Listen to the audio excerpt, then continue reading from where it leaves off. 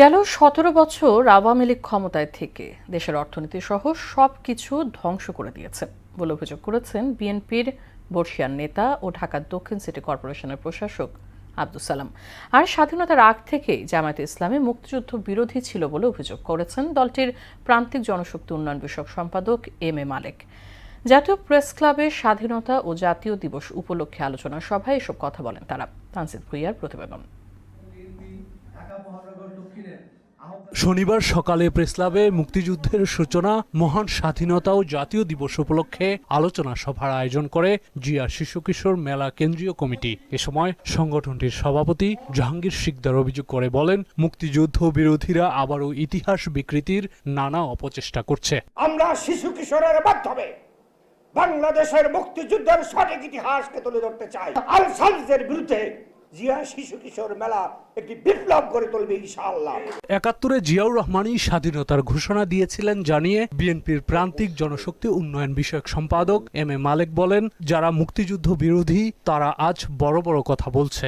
কালুঘাট বেতার কেন্দ্রে বসে থাকেননি, তিনি নিজের হাতে একটা খসড়া করেছিলেন। অন্য কেউ খসড়া করে দেন নাই, তাকে কেউ বুদ্ধিও দেন নাই, পরামর্শ দেন নাই।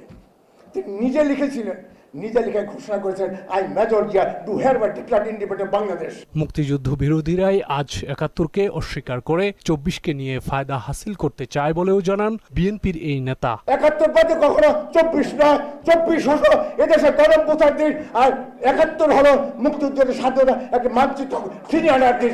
বিএনপি দেশের গণতন্ত্রের জন্য গেল ১৭ বছর লড়াই করেছে জানিয়ে ঢাকা দক্ষিণ সিটি কর্পোরেশনের প্রশাসক বলেন, জাতীয় নির্বাচনের পর একটি মহল আবারও দেশকে পিছিয়ে নিতে নানা ষড়যন্ত্র করছে।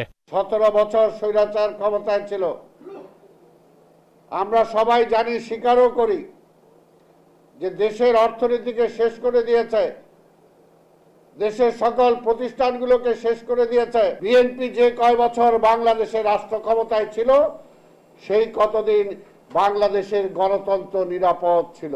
দেশকে অর্থনৈতিক সমৃদ্ধি এবং গণতান্ত্রিক ধারায় এগিয়ে নিতে প্রধানমন্ত্রী তারেক রহমান নিরলসভাবে কাজ করে যাচ্ছে বলেও জানান আব্দুস সালাম। সেই শহীদ রাষ্ট্রপতি জিয়া রহমানের পথ ধরে, বেগম খালেদা জিয়ার পথ ধরে বাংলাদেশের স্বাধীনতার স্বপ্নকে এই তারেক রহমানের হাত ধরে ইনশাআল্লাহ বাস্তবায়িত হবে।